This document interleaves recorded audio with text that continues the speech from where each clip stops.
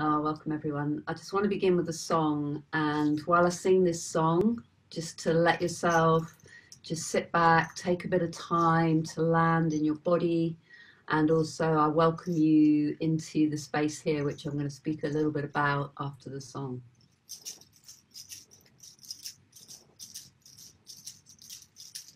I sing to you, I sing to the fire, I sing to you, may our truth rise higher.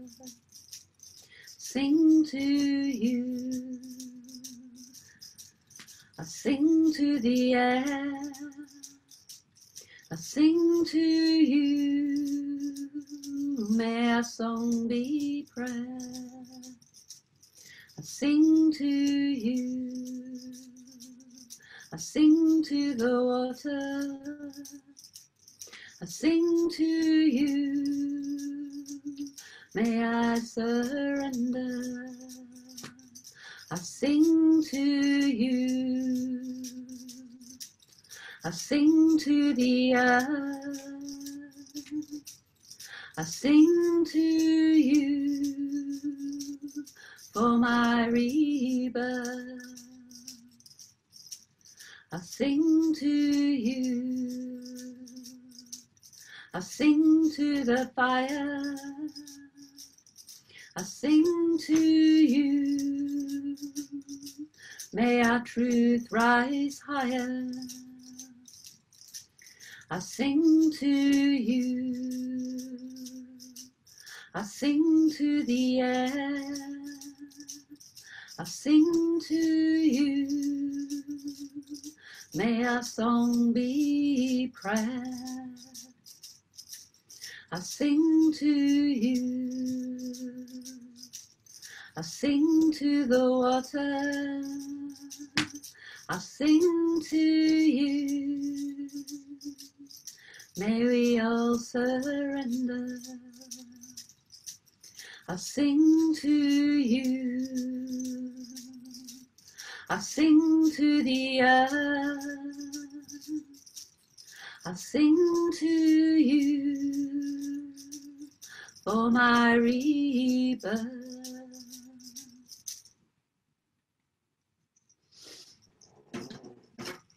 So welcome everyone. It's really lovely to see, hang on a minute, so many faces. Wow. So I want to welcome you to the EarthLodge, and the EarthLodge is here on the land where all the work that I offer is based. I know some of you have been here, looking at some faces there. And this is really the home of the ancestors, and it's a style of building that's built completely out of natural resources, and it's built into the side of the hill, so you have to climb inside the lodge, and we have the fire in the middle, and we have the clay and the cob on the walls and the earth on the ground and sheepskins. And I built, well, personally, but I was called to build the lodge here on the land as a place to gather for ceremony. So much of the workshops that we run here at EarthHeart involves being here in the EarthLodge in ceremony. We sing around the fire, we spend all night stepping through thresholds, sharing, spiraling deeper and deeper into asking these deep questions of what do we do at the time of this great turning. And I've spent a lot of time in here since the beginning of March, when we were when the world went into lockdown. And I came in here and I sat and I sat and I just felt and I felt and I asked the questions and communed with the ancestors. And it's been amazing what has come through. And when Wingfield was saying about bringing the festival into the web and doing it online, I thought, well, I just want to invite everyone into the EarthLodge, because normally there's 20, 30, 40 people sitting in here around the fire. And although I've been absolutely loving being in here, it's also, this space is meant for ceremony. So it's been really lovely to have an opportunity to bring you all here into the lodge.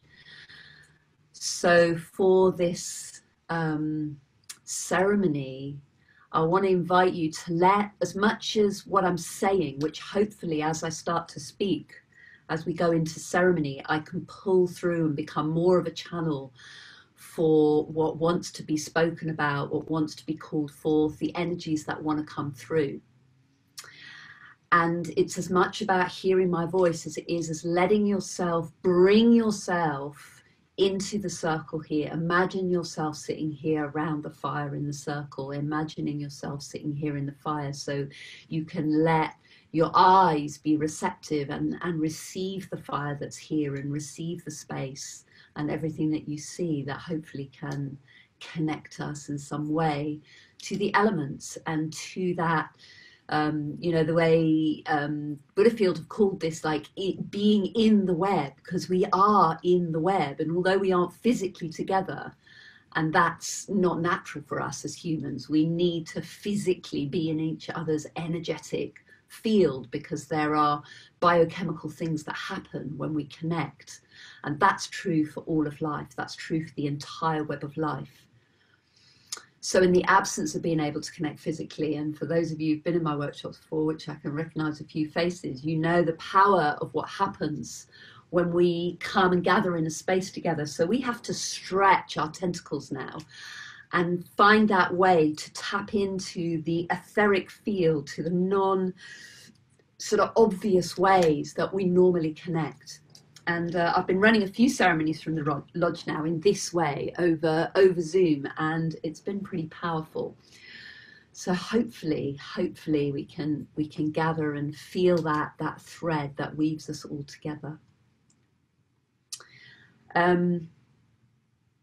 So just by way of introduction, my name is Jules Wingfield, for those of you who haven't met me before, and I've been in the sort of question since I was about 15 or 16 of, you know, what is needed at this time, and what is happening in our world, and how can we come back more into the web of life, and in a way what is happening now on planet Earth. Although I don't want the suffering, I've kind of waited for this my whole life. It's like I've waited for the pressure cooker, the heat in the pressure cooker to get so hot that we have to wake up, that we have to look, that we can no longer just kind of close our eyes and pretend it's not happening. And of course, the thing that so many of us are struggling with is the pain and suffering that this great turning is causing. And so many of us have had this dream and this vision for a better world for many, many years. We've been fighting for this world.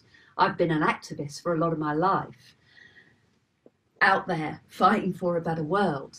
And we all know what this, you know, we've got our dreams and our visions about what this world and how we want it to be. And now that we're in the process of the death and rebirth, so many of us are a little bit shocked that there's so much suffering. We're like, no, I just wanted the new version. I just wanted to sort of somehow ping from this lovely, comfortable reality that we've been in for the last 40, 50, 100, 200 years, and just ping to the new reality. And we're almost a little bit shocked that there's a death process involved, that there's a letting go process involved. And it's that I feel we need to hold with some care and some love and some awakening around that. And the way that I work is working with deep time.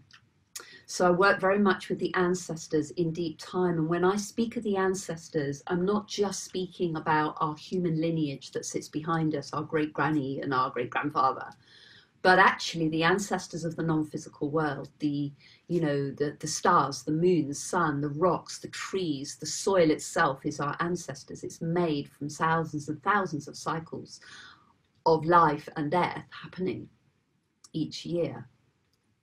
So this deep time, at a time of a great turning like this, when humanity is on this threshold, and what we normally reach for comfort or inspiration and the things that help us to calm our nervous system and take us out of the terror and the panic, all of those things that we normally reach for seem to be just either not working or unobtainable to us. So where do we go for that inspiration, for that nourishment, for that reconnection? And for me, it's bedded in deep time. It's bedded in deep time because as soon as we step outside of the micro of our existence, our small existence and our basic survival, and we kind of look out with eagle eyes and we look down on this world. I remember when I was a kid, and whoever's it, Armstrong, the guy who went to the moon, and he looked down on planet Earth and he had that experience of like, wow, we are just a dot, we are a moment in time. Like, he got this perspective of deep time, and it's that deep time that that could be so helpful to us at this time, to understand where we are on the journey and how we can participate in that, whilst at the same time doing what we can to take care of ourselves. And that's the true kind of stretch that we're in, because it seems so much is being asked of us in a sacrificial way, to give up so much of all the things that we need and that we cherish and that we love. And it seems contradictory to somehow, wow, this is supposed to be all about birthing a new earth. How's that in service to it? But actually, nature, life, her mission, her constant quest is to create biodiversity, is to create life, is to create balance within life. So whenever there's imbalance, she will bring balance in whatever way she can. So we look at the virus, for example, and we say this is the enemy because it's killing so many people. This is terrible. But if we look at it in terms of deep time, and if we look at it in terms of nature's quest to create balance where we have made imbalance, then it starts to make more sense. But of course, there is always death. There is always rebirth. Energy doesn't die, it just changes form. But to our small human life, this tiny miniature existence of 50, 60, 70 years that we're here, this seems utterly devastating.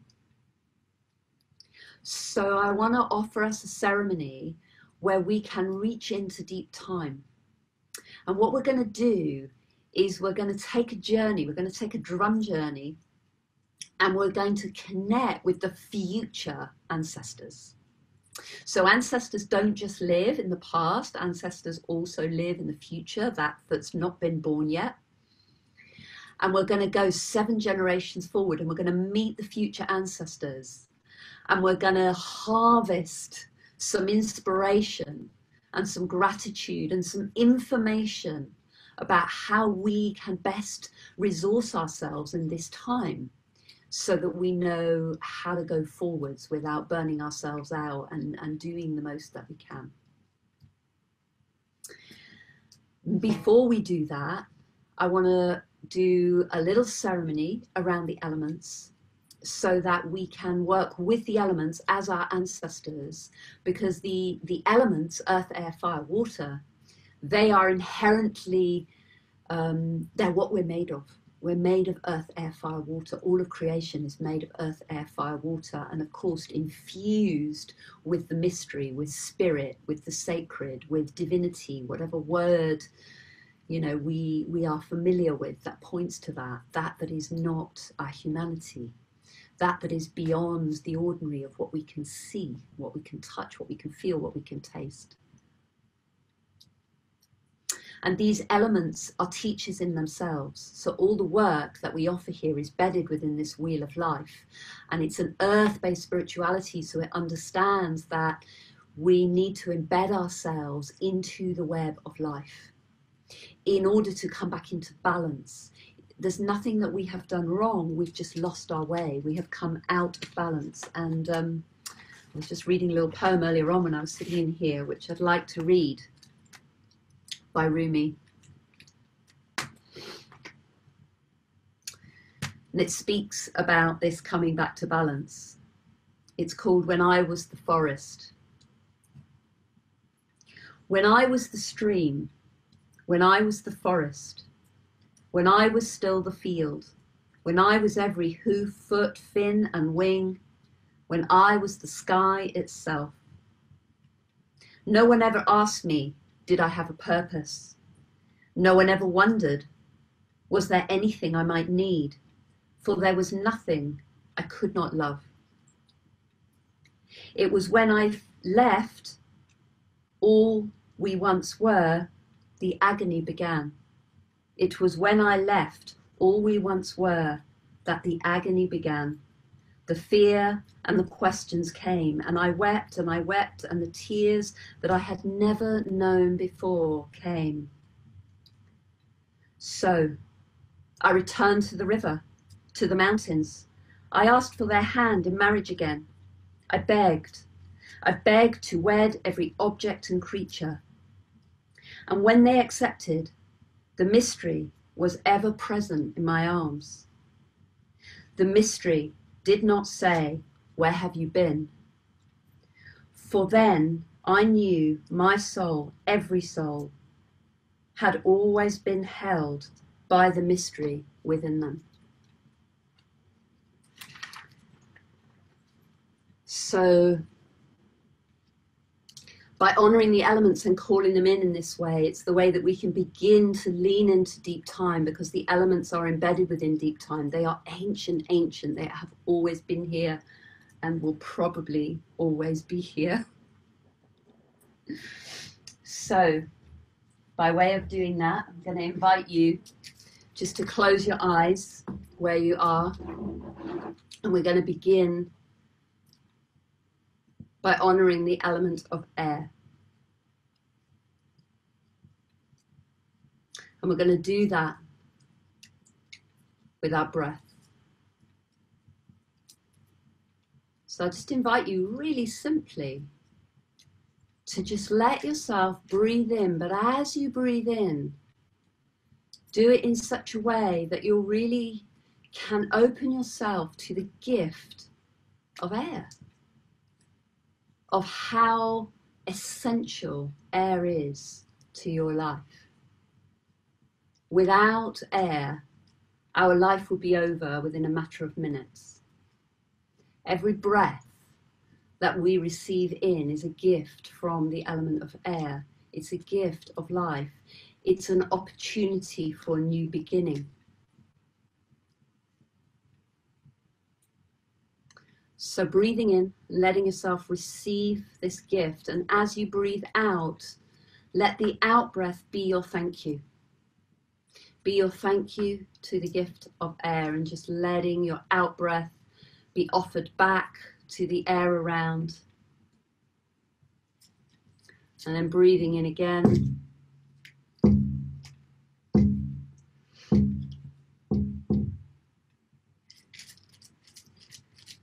In breath and out breath, just receiving. It's really, really simple, just receiving. And then we're just going to place our hands open like this, so palms just open. And then as you breathe in, just bringing your hands into your heart, receiving this breath in, letting it fill your body, fill your heart, giving thanks. And as you breathe out, offering your thanks out with your out breath. And breathing in again.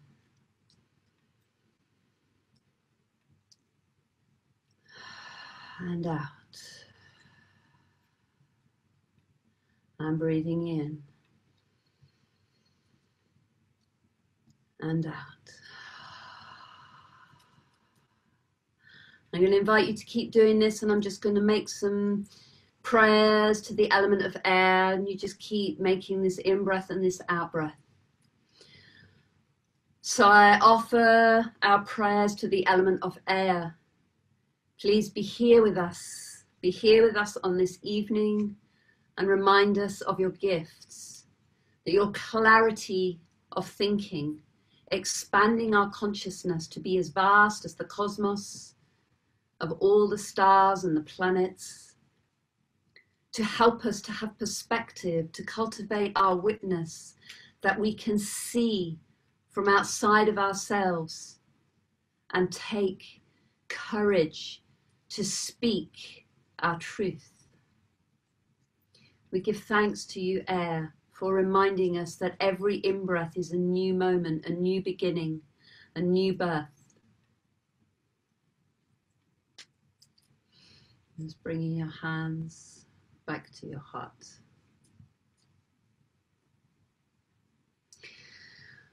And I call in the element of earth and just placing one hand, if you can, to the floor. If not, just as near to the floor as you can get, just reaching your palm down towards the floor.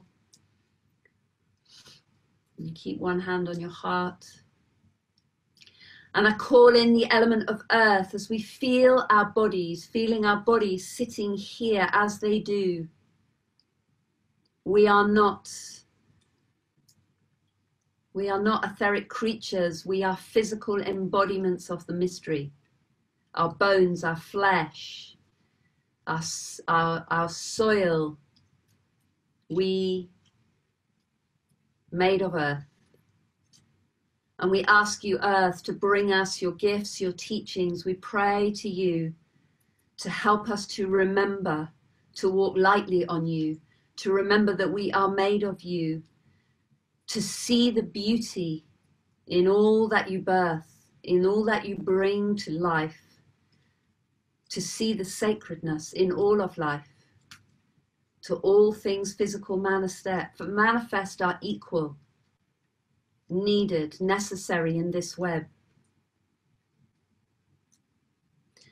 And we call upon the ancestors in this element of earth to the north. We ask you, ancestors from before, ancient ones, to be here with us, to put your hand on our back and remind us that you are here supporting us to take this courageous step forward.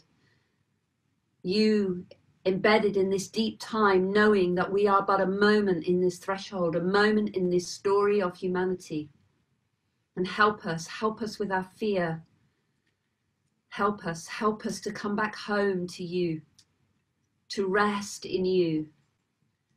I call upon the ancestors of the non-physical world, the winged ones, the animals, the creatures, the soil, the mountains, the stars, the moon, the crystals, the forests, the little insects and creatures, the flowers, the grass.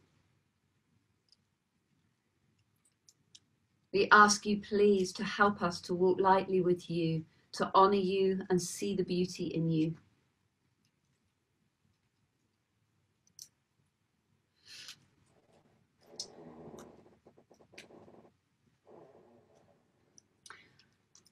And moving to the element of fire. And if you have a candle with you, just placing your hands over the candle so that you can feel the heat of the fire.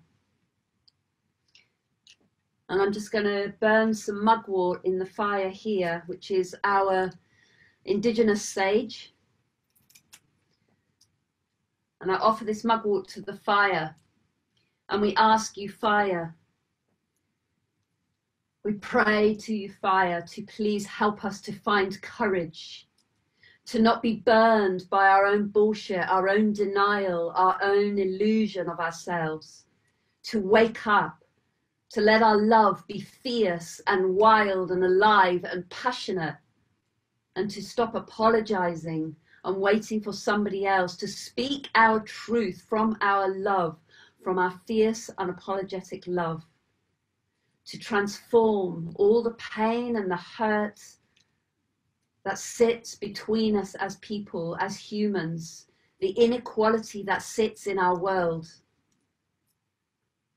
And we ask you, fire, to burn brightly, to let your heat wake us up, that we can no longer stay asleep to our own fears of separation.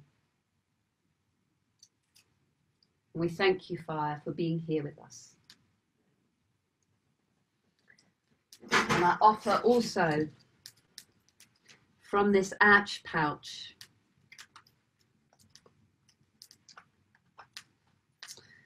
So this is ash pouch that I have had for most of my life.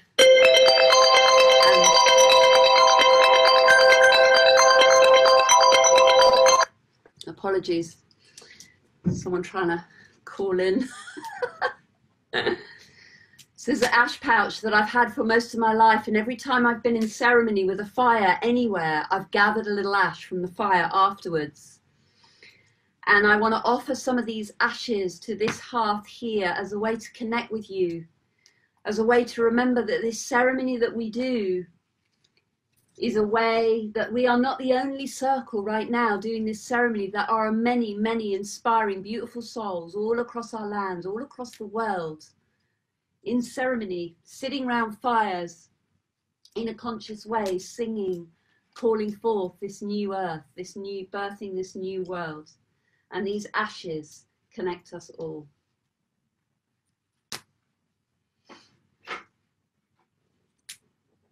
And finally, water. If you have a drink, you can pick up your water, place it to your heart. And the water I have here is from the local spring in the forest here where we live. And they're very healing waters. And I ask this water from this spring to connect us all. That this water that we drink has been drunk by each other many, many times and been drunk by our ancestors. It is the rain that has fallen on our lands. It is the blood that's moved through our veins. It's the tears that we have cried. And this water unites us. Water brings the memory of deep time. Water is the keeper of our feeling nature, of our intuition, of our vulnerability, and of our capacity to surrender, to trust that is not logical or rational, but that we feel it, and we ask you, water, to help us to trust what we sense and what we feel and know to be true in our hearts, and not get lost in logic and ration and reason and explanation and right and wrong. Let this water cleanse us and connect us in this circle.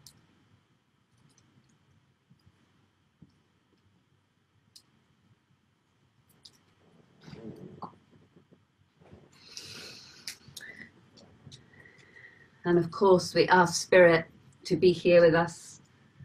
The mystery is here anyway, but we give thanks for the mystery, for being here and holding all of these elements and holding us. In this time of the great turning, we need you. We need you more than ever.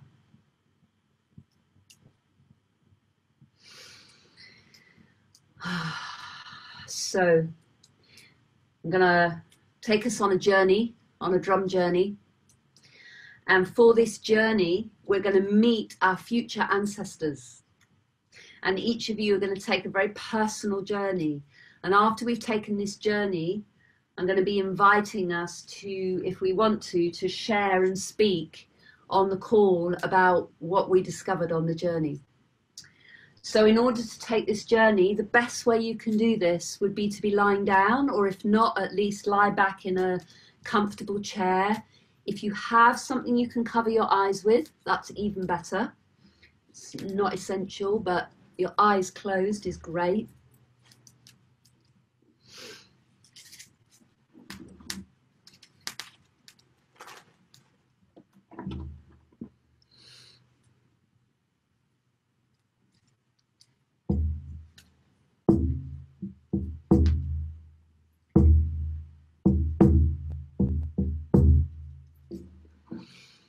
I'll just wait for everyone to get themselves organised.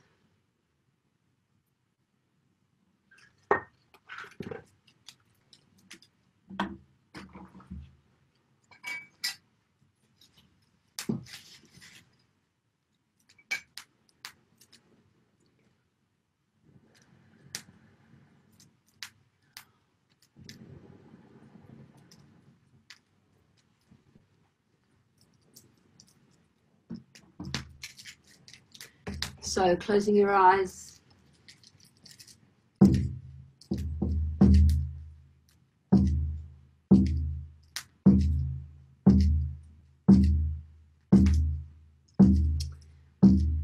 And just letting your body sink into the floor, into the chair, wherever you are, into the rug, the blanket.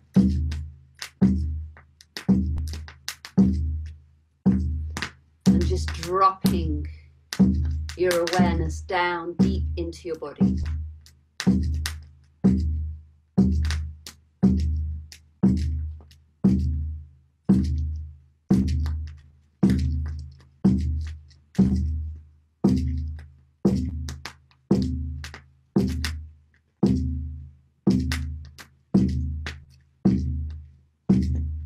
Just letting the sound of the fire and maybe the sounds of nature around you, if you can hear birdsongs here.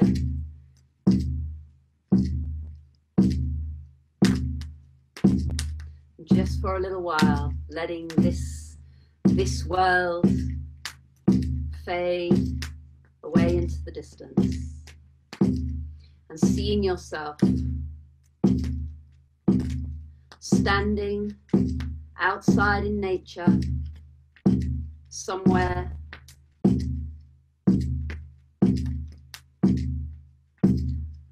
and in the ground at your feet is a hatch, a doorway,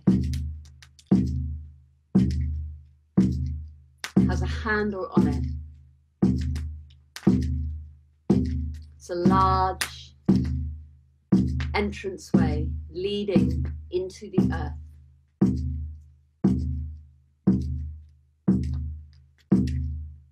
And standing in front of this doorway, this hatch, in a moment I'm going to invite you to open it and step down into a passageway leading into earth. So when you're ready, opening the door, opening it wide, stepping down, and there in front of you is a big, long passageway that very slowly descends down into the earth. It's a very gentle slope. Stepping in, closing the door behind you.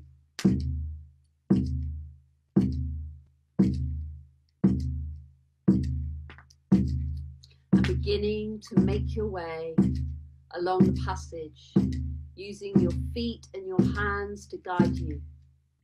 There's very little light from behind you now. Just the darkness as you use your hands and your feet to feel your way along this passage with earth and rock and roots. And you can feel that you're descending down and down, deep into the earth.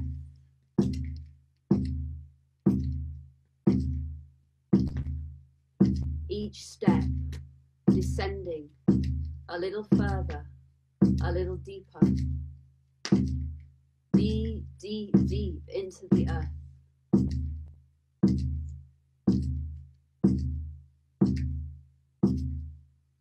Deep, deep, deep into the earth. Every step, keep making your way along as you leave the world behind and we enter deep time with every step, journeying into deep time. But we're journeying forwards into the future. Into the future.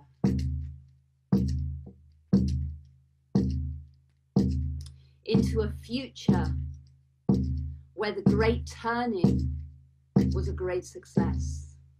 Where we did what needed to be done. Where this new earth has been birthed. And life is once again as it should be.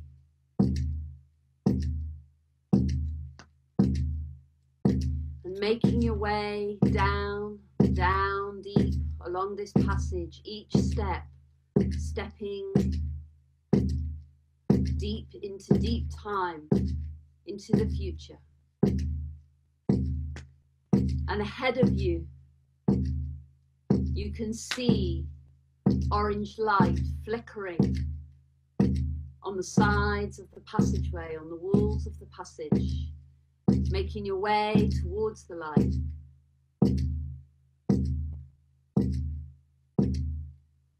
The light getting brighter, just dancing on the walls.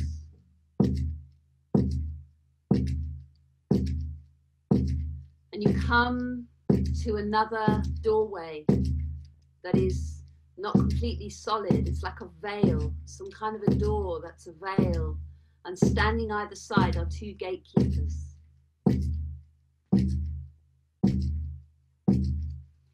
And you stand in front of this door with the gatekeepers.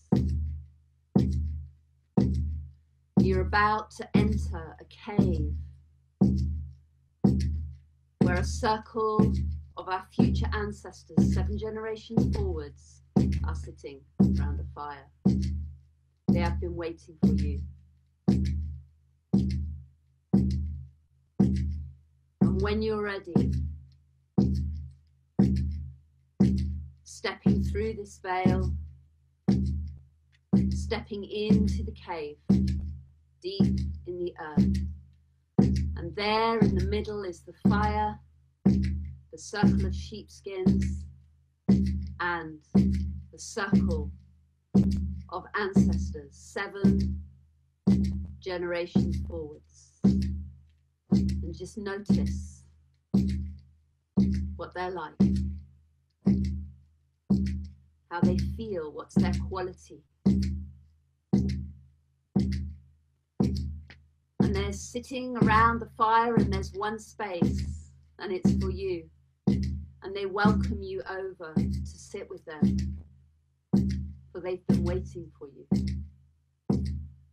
They've been waiting for you. They are so pleased you're here. They love you. They have nothing but gratitude and love in their hearts for you. They're so grateful.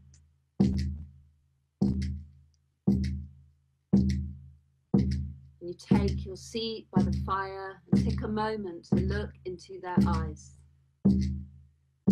to receive their gratitude and their love.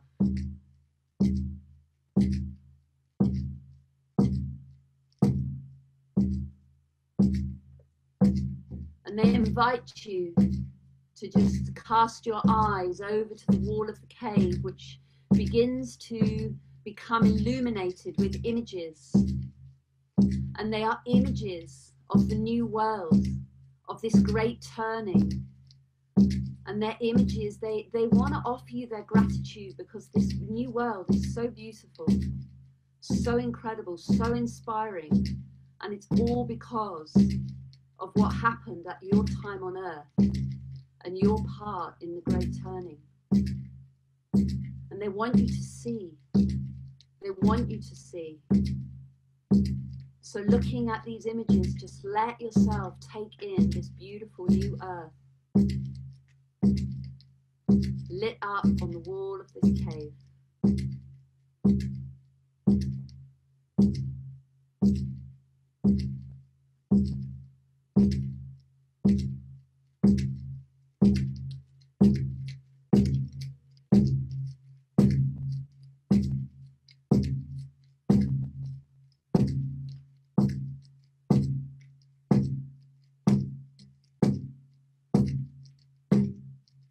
And as you watch, they're offering their thanks to you. And just listen to their words. There might be specific things that they're thanking you for.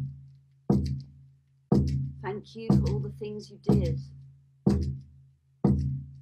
Just let yourself listen to all of the ways and all of the things that were done at this time.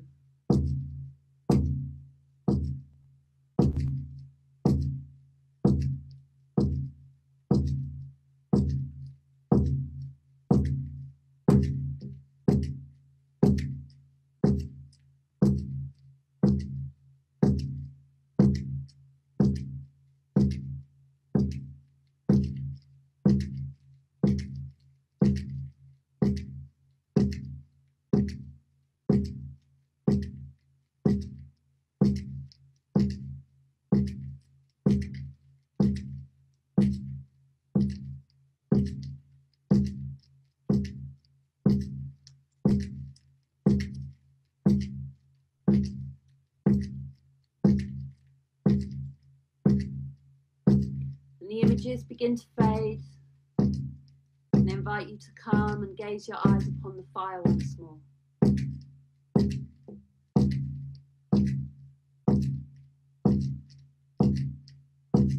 You can feel their gratitude and their love.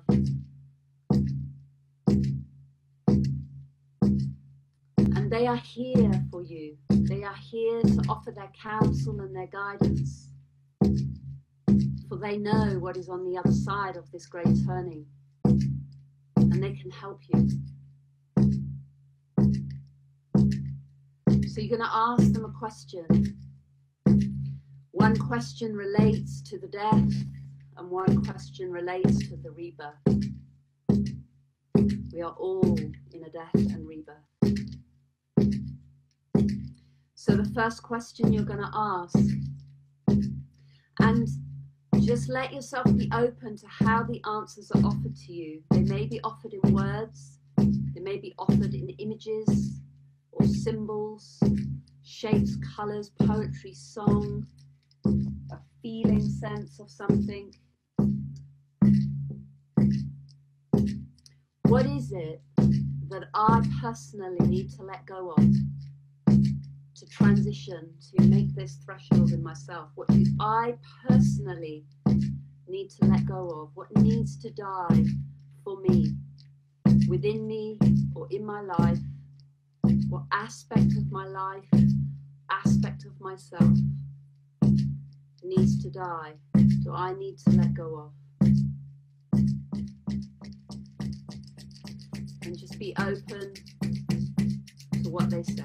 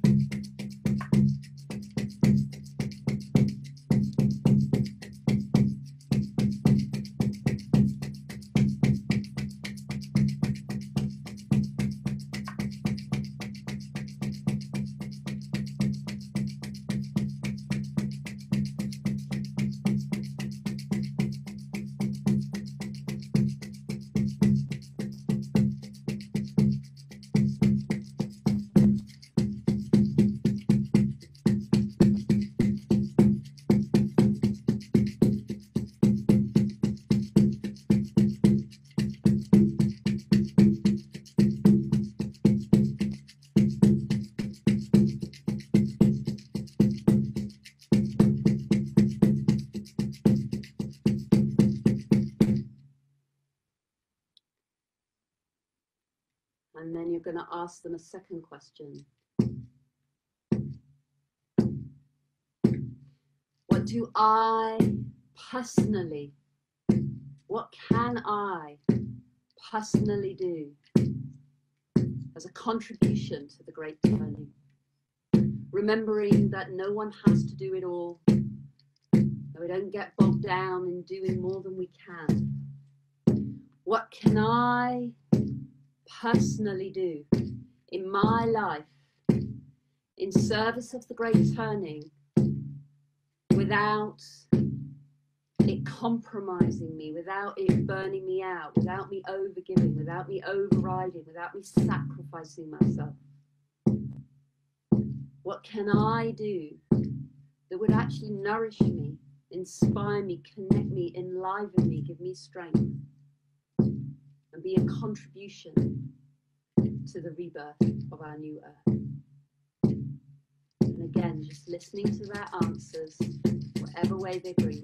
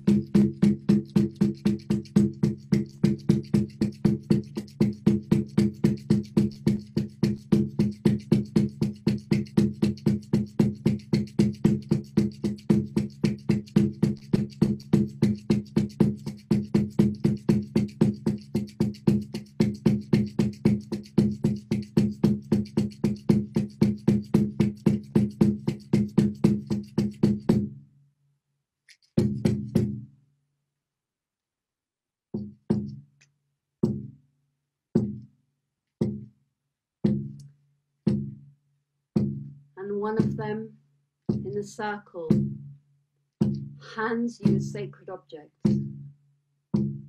This sacred object is a gift for you, and it's connected to what it is that you can do in support of the great turning, and you're going to bring it back with you to your life as a reminder, as a support, as an energetic way for you to feel and remember.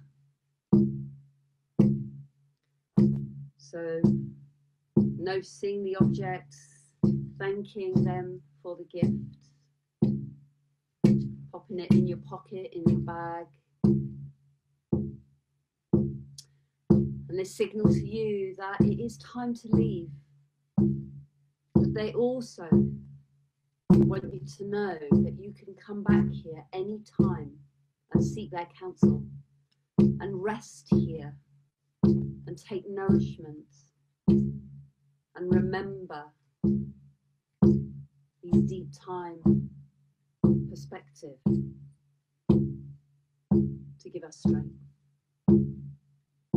And once again, they thank you. They cannot thank you enough for all that you did in this great turning. They are just so grateful. And they ask you, please do come back again and see us soon. And you gather up your things, you say your farewells, and once again you step through that door, that thin veil, and enter once again the dark passageway of soil and rock and roots. And you begin to feel your way with your feet and your hands along this passageway, this time ascending up. Each step climbing as you travel along this passageway, moving backwards in time, leaving these future ancestors behind you, and making our way back to this present time as we move along the passage, feeling our way through the rocks and the soil and the roots.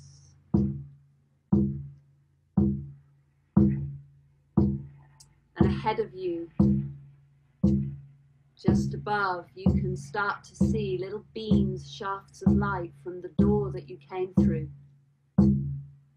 making your way towards that light.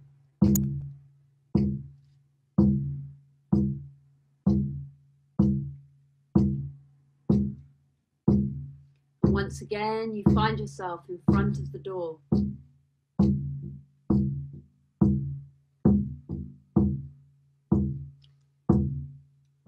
When you're ready, pushing the door open, climbing out of this underground passage and back onto earth, onto the soil and the ground of this beautiful earth.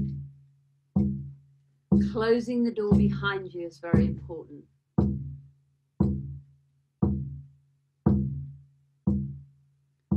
Bringing yourself back to your body as you lay there in your room,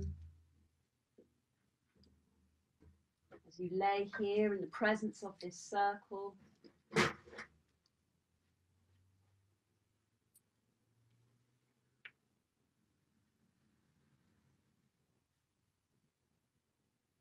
Give your legs a little stretch.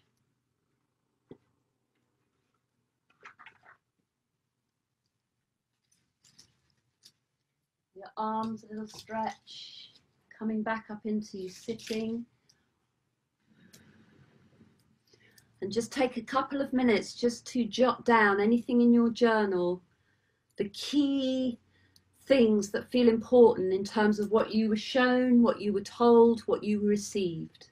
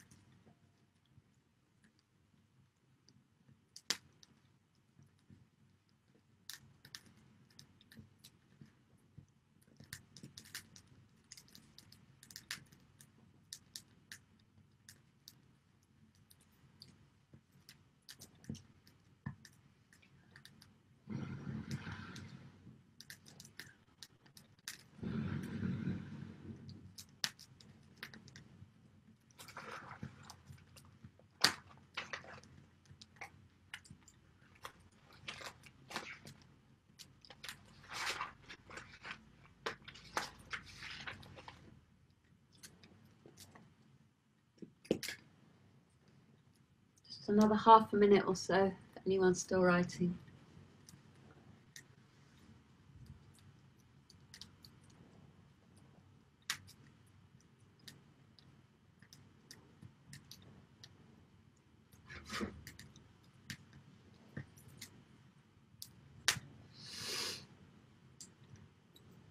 So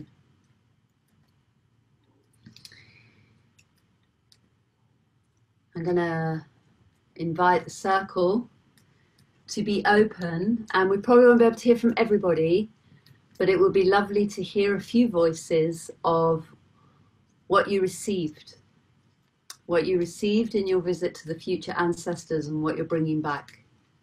Anything that you'd like to share. So Lotus, I don't know how you do that. Do people raise their hand, or? Well, do you want to go back to gallery view, or do you want to stay separated? Yeah.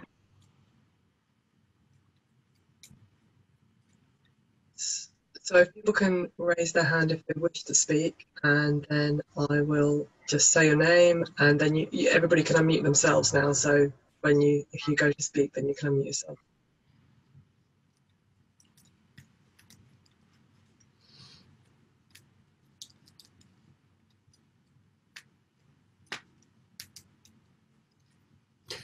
Everyone's, oh, I'm not going first. And if you've got that little urge in yourself, it could be you. It's okay.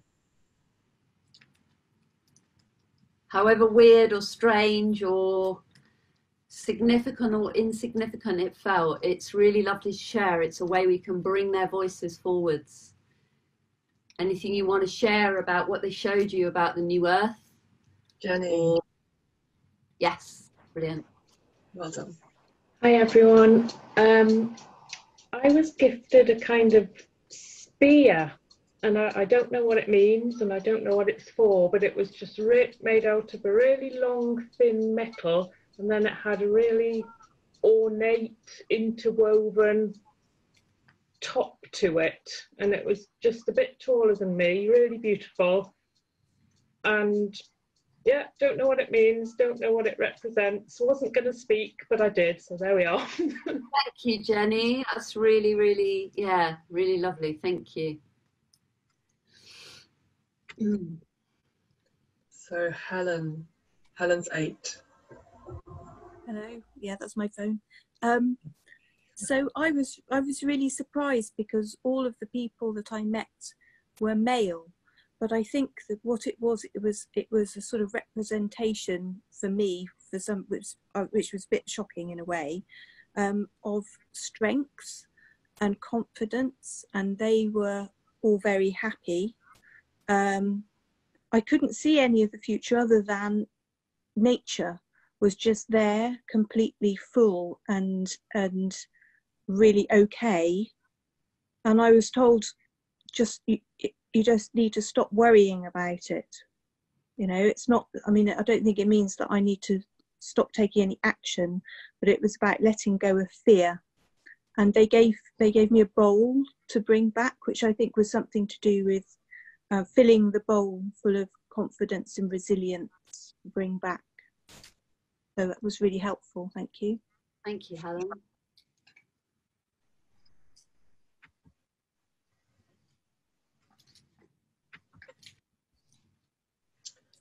Emma in Sydney. Emma.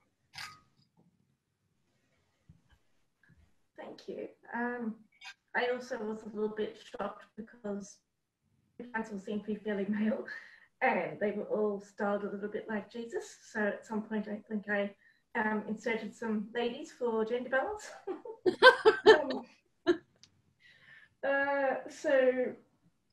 Just had some images. So lots of images of the forest in terms of what I needed to let go of. I imagined myself wearing a purple cape. Don't know what any of this means, but there's also images of a fountain and a wave. And then what I needed to contribute, I had images of a waterfall, bees, lemons, the colour yellow, And what they gave me was a rock of amethyst and a peacock feather. Yeah. Mhm. Thank you. Beautiful. Thank you. Mhm.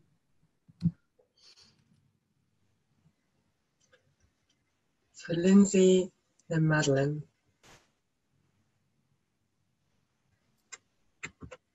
So Lindsay, I've just unmuted you so you can speak.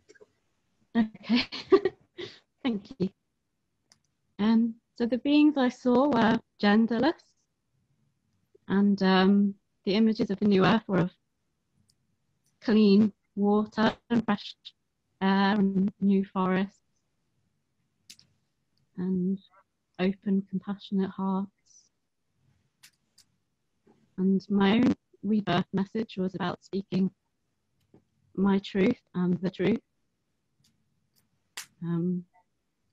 through words and writing.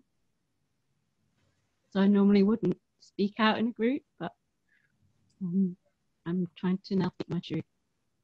Thank you. Thank you. Thank you. Madeline, you were next.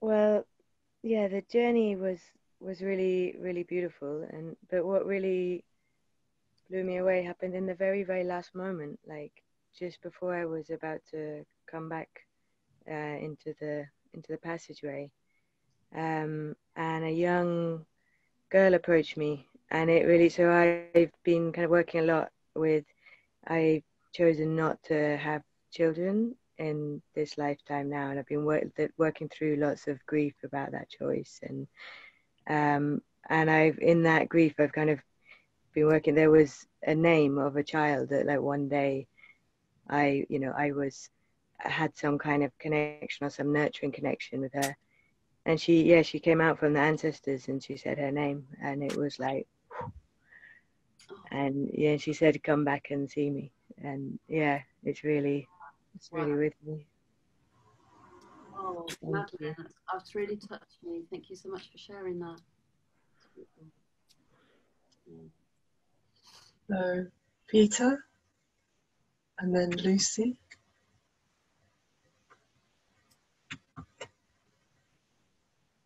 Peter, did you have your hand raised? No. Okay, Lucy. Hi. I thought I would say that all of the future generations that I met were female, and they were all different races, which was really beautiful. They told me to let go of convention, and they thanked us for our persistence of heart. Thank you. Okay, so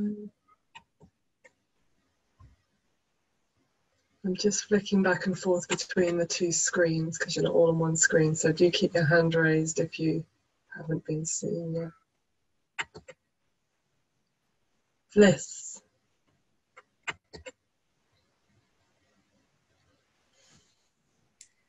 Hi. The things I wrote down were about being a bridge, and the word way shower came up. And thank you for believing. The thing to let go of was knowing. So it was like, trust you'll be shown. And there were messages of follow your heart and keep loving as kind of the solution. The gift, so I found it actually hard to see the ancestors, and I was getting distracted as well. But when the gift was mentioned, almost immediately, I was given the image of a small drum. You know, the ones that you rub between your hands, just those tiny little drums, and they've got the beads.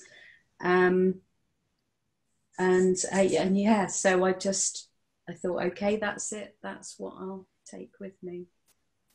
And the images were very natural. Lots of abundant nature. That's the general sense I got of what I was being shown as well. Thank you. Thank you. Ursula. Hang on, you're not unmuted, Ursula.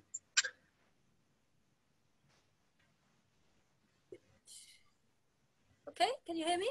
Yes. It was very similar. That's why I wanted to carry on. It is my job as well to be a bridge. I've got these pictures before that I have this light. It's like a little lamp and a shine, you know, light basically, which is the same as love. And at the same time, I light the light in other people, you know, because I'm not for them. I'm just sort of making it a little bit easier for them, and there's this bridge. My gift was a clear crystal which oscillated in rainbow colors. And I've been having weeks and weeks of images of rainbows. And the message was that I had to let go of bones. First it was skeletons, and then it was bones. And you know, it's picking bones. Bones I have in the cupboards. Basically just letting go of stuff I'm holding on to in my heart, which is blocking me from opening up. And very, very strong image of innocence. There was a deer. And you know, that we have to, all of us, ideally, recreate this feeling of innocence when we were children. So we can only do that when we let go a lot of stuff. And now there was,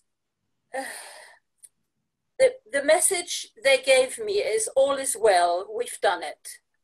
Which was very encouraging because they have accomplished with our help the turning towards a, well, it's very similar to, the woman who talked before me. It was sort of like a garden paradise with permaculture, food growing vertically up and locally, and there was new wise technology. And, you know, I saw like a spark coming down, like a blizzard. And it was like, it was not solar panels, but it was solar technology, but wise, which didn't need fossils and all that exploitation. Yeah, so very green, very deep ecology, permaculture. And, oh yeah, and there was kindness. There was a lot of kindness to children, animals, plants. I stopped there. Oh, it was lovely. Thank you. Wow. Let's have one more. Lotus. Who was Lady, is that your hand? Yeah, that's my hand. Okay. So for me, I went back to the original tribe that I would have been from before my people were shipped from Africa, and it was quite a welcoming, and I was wearing traditional African clothes, and I was gifted a object which was the shape of a maraca, but it was really miniature, and it was precious stone like tiger's eyes, and that was really quite strong. Wow. Thank you. Wow, thank you. That's powerful. Thanks, everyone. So,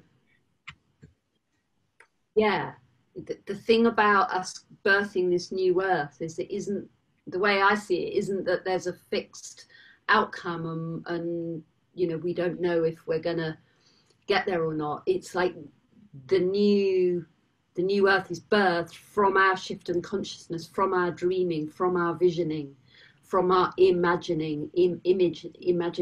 It's like we're going to create this world through our intention and through our consciousness. So the more we can do this, the stronger that field of possibility becomes. And that isn't by way of shoveling shoveling, you know, the difficult stuff under the carpet. Not at all. They both are like walking hand in hand, like lovers. So being with all that we're losing and being able to really connect with how we feel about that, the loss and the grief of everything that's happened in our world. And at the same time, visioning this new earth as a way to kind of create the balance. So it's really lovely. It's every time we do this journey, it's really lovely to hear everybody's bits that they're bringing through around this. And I wanted to just read a poem for our new earth. It's called The Return. Someday, if you are lucky, you'll return from a thunderous journey, trailing snake scales, wing fragments, and the musk of earth and moon.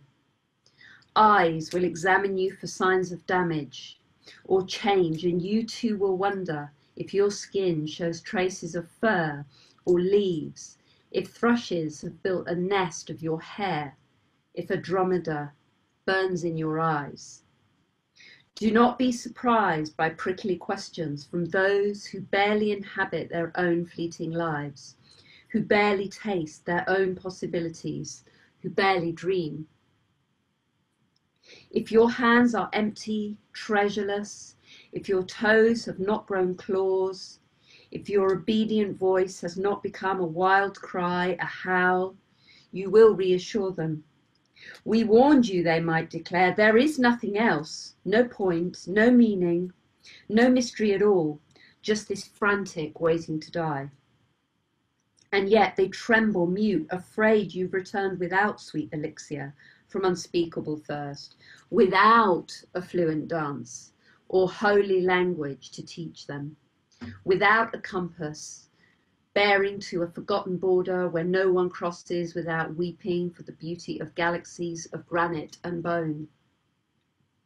They tremble, hoping your lips hold a secret, that the song your body now sings will redeem them.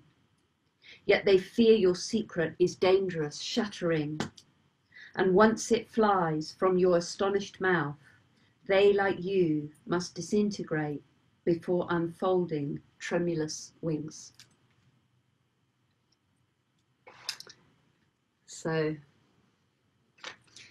I want to thank you for participating and coming and joining me. Oh, I just put that back on gallery. Just coming and being in the lodge with me for the evening. It's such a treat because, as I say, I spend so much time here just with me and Mark or a few of the community here, but it's really lovely to bring you all in. And I want to thank the ancestors for being here with us, thanking the elements, releasing them. I'm just doing it quickly because of time. I'll do it properly after we finish the call. And yeah, and I want to give thanks to Wingfield because I've done a few online gatherings like this, and I'm just always struck with, oh, it makes me feel teary when I say it, I'm always struck by the generosity of the crew, of how much they give and how exquisitely they execute whatever they do. So I want to thank you, Lotus, because you're here on the call. And yeah, but to everybody behind the scenes, it's just so much generosity. It's such a beautiful embodied living example of our new earth, actually, and they've been doing it for like forever consistently. So yeah, really want to thank them. And Wingfield has been such an important part of my life.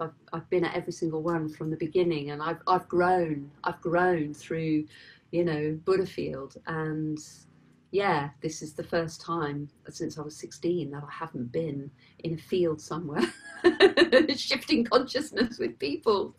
So it's really lovely to have you all in the lodge. And if any of you are interested in the work that I offer, hop over to the website, it's juleswingfield.com.